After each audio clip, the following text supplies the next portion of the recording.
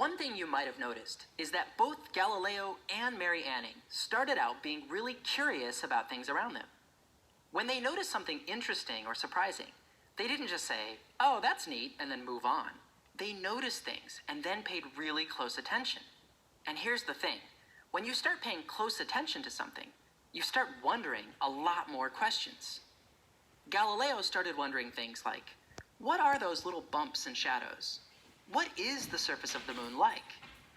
Mary wondered, what kind of animals did these fossils belong to?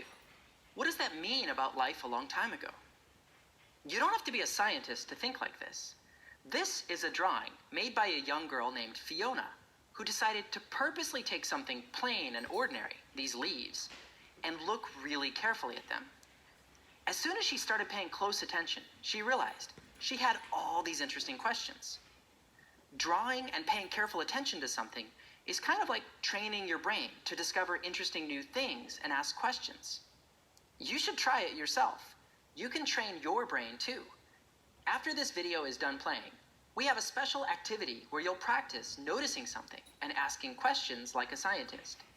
See how many questions you can come up with. I think you'll find it's a lot of fun, even if you don't figure out the answers to the questions right away. That's totally okay. Scientists sometimes spend years figuring out the answers to questions they come up with. Even when you do figure out the answer to a question, you'll find it always leads to new questions.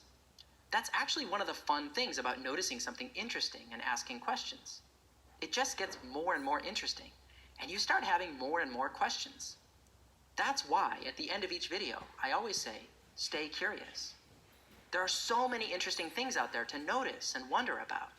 There are so many questions worth asking. So, in summary, the reason scientists know so much is because they pay close attention to lots of things, and they ask lots of questions. By doing this, sometimes they discover things no one has noticed before. That's all for this week's question. Thanks, Barina, for asking it. Now, I hope you'll try the activity. Have fun and stay curious.